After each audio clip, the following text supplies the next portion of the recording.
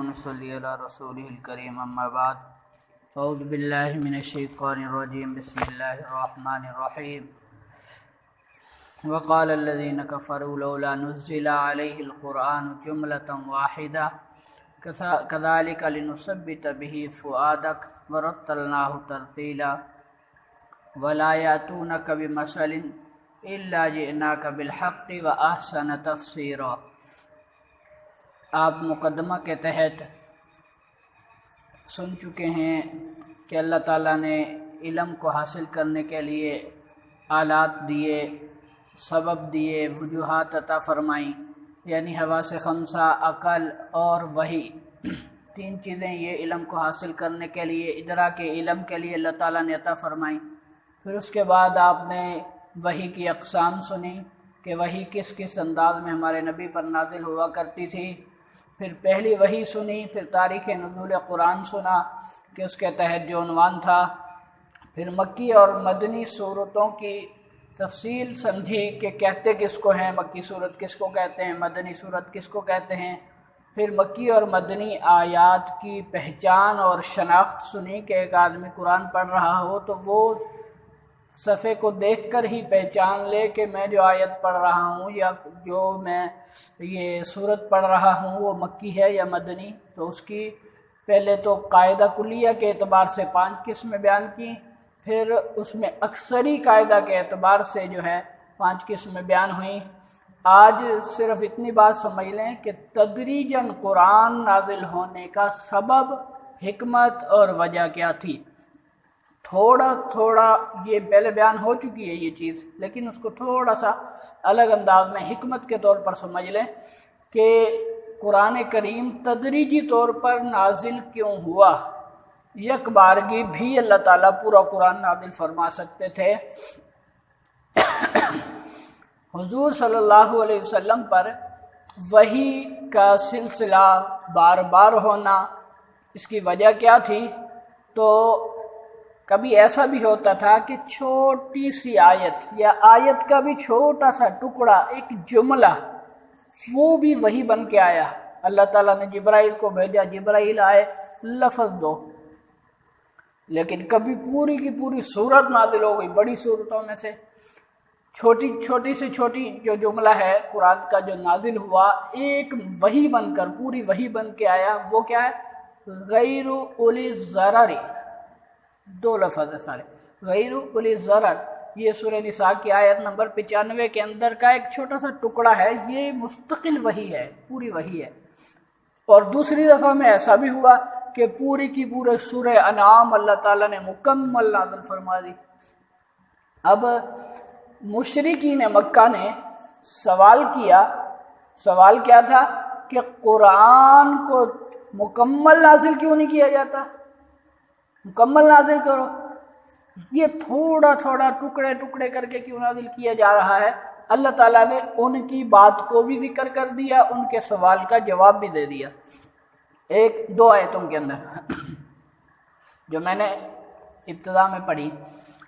وقال الذین کفروا، اب سوال یہ ہے کہ بات کن کی چل رہی ہے؟ سوال کن کا تھا؟ مشرکین مکہ کا۔ عرب کے اندر، مکہ کے اندر سوال کرنے والے مکہ کے مشرک تھے، لیکن اللہ تعالیٰ نے سوال کا انداز کیسا اختیار کیا؟ وقال الذین کفروا، اور کافروں نے کہا۔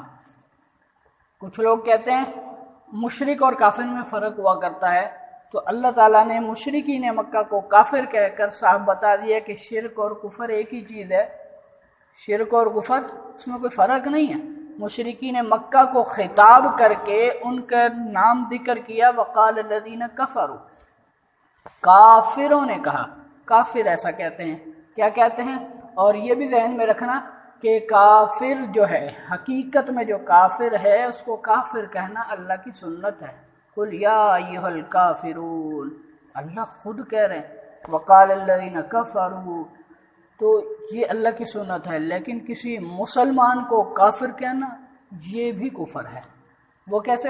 اللہ کے نبی نے فرمایا کہ کوئی انسان کسی کی طرف کفر، نفاق، منافقت کی یا کفر کی نسبت کرتا ہے کہ تو کافر، تو وہ شخص ان دونوں میں سے ایک کافر ہو جائے گا۔ یہ اللہ کے نبی نے کہہ دیا، حدیث مبارکہ ہے کہ ان دونوں میں سے ایک ضرور کافر ہوگا۔ وہ کیسے؟ فرمایا کہ اگر تو وہ واقعی شرعی لحاظ سے وہ بندہ مصداق ہے کفر کا، اس کے اندر کفر کی علامتیں پائی جاتی ہیں، وہ شرک کرتا ہے یا کوئی اس کا ایسا گناہ ہے جو کفر کے برابر ہے، اگر تو وہ واقعی کافر تھا، اب کہنے والے نے کہہ دیا تو وہ جملہ اس پہ فٹ ہو گیا، بات ختم۔ وہ کافر تھا، کافر کہہ دیا، کوئی مسئلہ نہیں ہوا۔ وہ منافق تھا، اس میں منافق کی نشانیاں تھی، منافق کہہ دیا تو کوئی مسئلہ نہیں ہوا، کیونکہ وہ تھا، وہ اس کا مصداق تھا۔ لیکن اگر وہ شخص مومن ہے، اس کو کافر کہہ دیا ہے، تو اللہ کے نبی نے فرمایا ایک تو کافر ہو جائے گا۔ اب یہ اللہ کے نبی کی وجہ سے ہوگا، فرمان نبوی کی وجہ سے وہ کافر ہو جائے گا۔ وہ کیسے؟ یہ جملہ اتنا خطرناک ہے، یہ رکتا نہیں ہے۔ جہاں تو وہ مثال ایک گندگی پھینکی ہے، اگر گندگی رکنے کی جگہ ہوگی تو وہ رک جائے گی، لیکن بال کی طرح ہے، اگر وہاں رکنے کی جگہ نہیں ہے تو واپس لوٹ آئے گی، وہ واپس آ جائے گا۔ اگر کفر کی نفاق کی نسبت کی ہے کسی کی طرف اور اس کے اندر کفر اور نفاق نہیں پایا جاتا تو یہ لوٹ آئے گی کہنے والے کی طرف، یعنی یہ اگر کافر کہا تھا اس نے تو یہ خود کافر ہو جائے گا حدیث کی روح سے، اور اگر اس نے منافق کہا تھا کسی مسلم کو تو یہ خود منافق حقیقتاً بن جائے گا، اگرچہ وہ ساری زندگی 5 وقت نمازیں بھی پڑھتا رہے، ساری زندگی عبادت، حج، قبلہ، ہر چیز کرے، لیکن وہ مرے گا کفر کی موت میں، کیونکہ اس کو پتہ ہی نہیں ہے میں کتنا بڑا گناہ کر چکا ہوں کہ میں کفر کر چکا ہوں۔ وقال الذین کفروا، مشرکین مکہ نے کہا لولا نزل علیہ القرآن جملۃ واحدہ، اللہ تعالیٰ ایک ہی دفعہ میں نازل کیوں نہیں فرما دیتے؟ جملۃ واحدہ، ایک جملے میں نازل کر دے، اللہ کے پاس تو قدرت ہے نا، نازل کیوں نہیں کر دیتے؟ تو اللہ تعالیٰ نے جواب دیا، اب جواب آ رہا ہے، کذالک، ہم اسی طرح نازل کرتے ہیں، تدریجاً، ٹکڑے ٹکڑے کر کے، تھوڑا تھوڑا کر کے ہم نازل کریں گے۔ وجہ، اب اس کا سبب اور وجہ بتائی کہ یہ ہم تھوڑا تھوڑا نازل کیوں کر رہے ہیں۔ میں لنثبت بہ فؤادک، ہم آپ محمد عربی صلی اللہ علیہ وسلم کے دل کو مطمئن کرنا چاہتے ہیں قرآن سے، لنثبت، ثابت قدم کرنا چاہتے ہیں، ہم ان پر، نبی پر یہ بات ثابت کرنا چاہتے ہیں، ان کو مطمئن کرنا چاہتے ہیں، بہ فؤادک، ان کے قلب کو، یعنی یہ جو قرآن مکمل نازل نہیں ہوا، تھوڑا تھوڑا نازل ہوا ہے، اس کی وجہ یہ ہے کہ اللہ کے نبی کے دل کو مطمئن کرنا مقصد تھا اصل، کہ وہ محبوب ہے اللہ کا، جیسے اللہ تعالیٰ تھوڑا تھوڑا نازل کرتے ہیں وہ اللہ کے نبی کے جو ہے دل میں سموتا جاتا ہے، سما جاتا ہے، اللہ کے نبی خوش ہوتے ہیں اس سے، تو اس لیے اللہ کے نبی کے اطمینان قلبی کی وجہ بنتی ہے یہ بات کہ تھوڑا تھوڑا نازل ہوتا ہے۔ تو آگے فرمایا فلا یاتون بمثل، یہ کوئی بھی آپ کے پاس بات نہیں لا سکتے، یہ جو کافر ہیں نا، یہ کچھ بھی آپ کے پاس لا نہیں سکتے، ان کے پاس کوئی بات نہیں ہے، کوئی حق نہیں ہے، لیکن الا جئناک بالحق، ہم لائیں گے آپ کے لیے حق، ہم آپ پر حق نازل کریں گے، ہم آپ کے سامنے حق پیش کریں گے، وَأَحْسَنَ تَفْسِيرًا، اور ہم اس کی بہت عمدہ تفسیر بھی پیش کریں گے، بہت اعلیٰ انداز میں آپ کو خوش کریں گے۔ امام راضی رحمۃ اللہ علیہ نے اس چھوٹے چھوٹے نزول، تھوڑے تھوڑے نزول کی، تدریجاً نزول کی کچھ چند خصوصیات بیان کی ہیں، حکمتیں بیان کی ہیں، وہ یہ ہے، سب سے پہلے یہ ہے کہ اللہ کے نبی کا لقب امی ہے۔ کیا لقب ہے؟ امی، کہ اللہ کے نبی کا کوئی استاد نہیں، چنانچہ حضور صلی اللہ علیہ وسلم پڑھنا لکھنا نہیں جانتے تھے۔ اس بنیاد پر اللہ تعالیٰ نے تھوڑا تھوڑا نازل کیا تاکہ اللہ کے نبی کو کوئی بھی پریشانی لاحق نہ ہو، کوئی دشواری لاحق نہ ہو، ضبط کرنے میں، یاد کرنے میں، محفوظ کرنے میں، آگے سکھانے میں کسی طرح کی بھی کوئی دشواری پیش نہ آئے۔ دوسری وجہ فرماتے ہیں اگر پورا کا پورا قرآن ایک ہی دفعہ میں نازل ہو جاتا تو پورے کے پورے قرآن پر ایک ہی دم سارے کے سارے مسائل اور احکام پر عمل کرنا ضروری ہو جاتا، تو نئے نئے مسلمان ہو رہے تھے لوگ، نیا نیا اسلام کا دور تھا، تو اب سارا قرآن نازل ہو گیا، سارے احکام، روزہ بھی، نماز بھی، حج بھی، جہاد بھی، ساری کی ساری چیزیں ایک ہی دفعہ میں فرض ہو جائیں تو پھر کتنے مسلمانوں کے لیے پریشانی بننی تھی۔ اس لیے اللہ نے تدریجاً پھر ایک اور وجہ لکھی ہے، حکمت لکھی ہے۔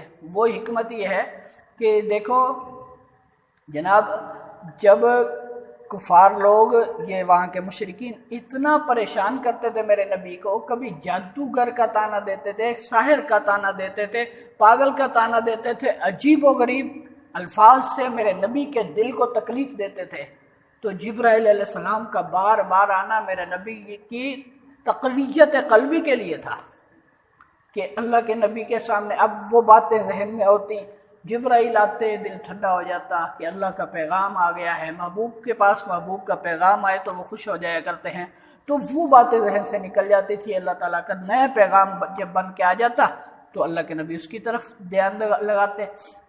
اور ایک اور یہ وجہ لکھی ہے کہ مسلمان چونکہ کچھ واقعات، کچھ ایسے واقعات، کچھ معاملات، مشرکین کے سوالات، اہل کتاب کے سوالات، کچھ لوگوں کے ایسے سوال جواب تھے، وہ فوراً ان کا سوال کا جواب آ کر ملتا تھا وقت پہ، تو مسلمانوں کے دل کو بڑا اطمینان ملتا تھا کہ اللہ نے غیب سے ہماری مدد کی ہے۔ اب کہیں کہیں وہ واقعات آتے ہیں، مسجد اقصیٰ کے بارے میں سوالات، فلاں اس طرح کے لوگ آ کر یسألونک عن الروح کے بارے میں سوالات، اب جیسے ہی سوال آتا تھا ویسا جواب آ جاتا تھا، تو سب مسلمان کہتے تھے اللہ نے ہماری غیب سے مدد فرمائی ہے، اللہ نے خود جواب دیا ہے۔ تو یہ غیبی طور پر اللہ کی مدد بھی ہوتی تھی اور مسلمانوں کو عقیدہ اور نظریے میں مضبوطی بھی ملتی تھی۔ تو یہ حکمت بیان کی ہیں۔ شان نزول کا لفظ سمجھ لیں، شان نزول کس کو کہتے ہیں؟ ٹھیک ہے، وقت مختصر ہے۔ شان نزول کیا ہوتا ہے؟ اللہ تعالیٰ نے قرآن میں دو طرح کی آیات نازل فرمائی ہیں۔ ایک وہ آیات ہیں جو اللہ تعالیٰ نے اپنی مرضی سے نازل فرما دی، ان کے پیچھے کوئی واقعہ نہیں، ان کے پیچھے کوئی غرض نہیں، ان کے پیچھے کوئی سبب نہیں، کوئی وجہ نہیں، ٹھیک ہے۔ لیکن کچھ آیات ایسی نازل ہو رہی ہیں دوسری طرف، یعنی دوسری آیات ایسی بھی ہیں کہ جو کسی واقعے کی وجہ سے آئی، کسی واقعے کا مطلب ایک سوال آیا تو اس کا جواب بن کے آئی، کوئی ایسا واقعہ آیا کہ وہ مسئلہ حل نہیں ہو رہا تھا، اللہ تعالیٰ نے اس کا جواب دیا، تو اس کو یہ جو پس منظر ہوتا ہے نا، ایک واقعے کا پس منظر ہوتا ہے، اس پس منظر کو شان نزول کہا جاتا ہے، سبب نزول بھی کہتے ہیں مفسرین کی زبان میں، اس کو کیا کہتے ہیں؟ شان نزول یا سبب نزول۔ اب یہ سمجھ لیں تھوڑی سی مختصر بات کہ شان نزول اور سبب نزول یہ جو ہے اللہ تعالیٰ نے کتنی اہمیت دی ہے اس چیز کو، کہ ایک آیت سے آپ کو بات سمجھ میں آ جائے گی شان نزول کیوں ضروری ہوتا ہے۔ ایک آیت ہے وہ ویسے تو ہماری سمجھ میں نہ آتی کہ اس میں اللہ تعالیٰ کیا چاہتے ہیں، کیا مراد ہے، کیا واقعہ ہے۔ وَلَا تَنكِحُوا الْمُشْرِكَاتِ حَتَّى يُؤْمِنَّ وَلَا أَمَةٌ مُشْرِكَةٌ وَلَا أَمَةٌ مُؤْمِنَةٌ خَيْرٌ مِّن مُشْرِكَةٍ، یہ آیت وَلَوْ أَعْجَبَتْكُمْ، یہ آیت اب اس کا ہمیں کیا مطلب؟ اللہ تعالیٰ کہہ رہے ہیں کہ تم مشرک عورتوں سے نکاح نہ کرو، تم وہ بھلے کتنی بھی بڑی اہم ہوں، کتنی بھی ہو، لیکن وہ تمہیں پیاری بھی لگتی ہوں، تمہیں جو ہے اظہار محبت بھی ہو ان سے، پھر بھی والا امتم مومنتن، مومن اگر آزاد عورت نہ ہو، لونڈی ہو، کنیز ہو، غلام عورت ہو، تب بھی اس کو اہمیت دو، اس کو اہمیت دو۔ ولو اعجبتکم، اگرچہ تمہاری چاہت مشرکہ کی طرف لگی ہوئی ہو، تب بھی تم مومنہ کو اگرچہ وہ غلام ہو اس کو ترجیح دو۔ اس کے پیچھے شان نزول ہے، یعنی واقعہ ہے۔ ایک صحابی ہیں، صحابی رسول حضرت مرثد بن ابی مرثد غنوی رضی اللہ عنہ، اناق نامی ایک عورت تھی، مکہ میں جب تھے جاہلیت کے دور میں، اسلام قبول نہیں کیا تھا ابھی تک، جاہلیت کے دور میں ان کے آپس میں کچھ تعلقات تھے اس صحابی کے، یعنی جب صحابی نہیں تھے اس وقت تعلقات تھے۔ یہ اسلام قبول کیا، مدینے میں تشریف لے آئے، ہجرت کر کے آ گئے، اب ان کا چکر لگا مکے کی طرف، تو وہ عورت ملی جس کا نام اناق تھا، اس نے گناہ کی دعوت دی، پرانے تعلق کو یاد کرایا، تو حضرت مرشد رضی اللہ عنہ نے جواب دیا کہ میرے اور تیرے درمیان میں اسلام حائل ہو چکا ہے، اسلام حائل ہو گیا ہے، اب میں آپ سے یہ گناہ نہیں کر سکتا، لیکن اللہ یہ کہ میں اپنے نبی سے جا کر اجازت مانگوں گا، اگر میرے نبی نے مجھے اجازت دے دی کہ تو مشرک عورت ہے، میں تجھ سے نکاح کروں تو میں تجھ سے نکاح کر سکتا ہوں، اگر میرے نبی نے اجازت نہ دی تو پھر ہمارے درمیان میں اسلام حائل ہو چکا ہے۔ تو یہ آئے اللہ کے نبی سے اجازت مانگی کہ یا رسول اللہ، اپنا واقعہ سنایا، پرانے دور میں ہمارے کچھ تعلقات تھے، میں ان سے محبت بھی کرتا ہوں، وہ بھی مجھ سے محبت کرتی ہے، یہ جب الفاظ دہرائے تو وَلَوْ أَعْجَبَتْكُمْ قرآن نے اس لیے کہا اگرچہ وہ تمہاری چاہت ہوں، اگرچہ وہ تمہاری پسند ہوں، تم ان کو چاہتے ہو، تب بھی وَلَعَمَةٌ مُؤْمِنَةٌ خَيْرٌ، یہ مومن لونڈی بھی ہو تب بھی اس کو زیادہ اہمیت دو، کیونکہ مشرک اللہ کو پسند نہیں ہے۔ ان الشرک لظلم عظیم، شرک بڑا ظلم ہے، بڑا ظلم ہے، اس سے بچو۔ اللہ تعالیٰ سے دعا ہے اللہ تعالیٰ ہم سب کو عمل کرنے کی توفیق نصیب فرمائے۔ وآخر دعوانا الحمدللہ رب العالمین، الحمدللہ وکفی وسلام علی عبادہ الذین اصطفی۔ ربنا تقبل منا انک انت السمیع العلیم، ربنا ظلمنا انفسنا وان لم تغفر لنا وترحمنا لنكونن من الخاسرین، اللهم اكفنا بحلالك عن حرامك واغننا بفضلك من سواك، جزا اللہ عنا محمدا ما هو اہلہ، صلی اللہ تعالی علی خیر خلق محمد وآلہ وأصحابہ اجمعین، آمین۔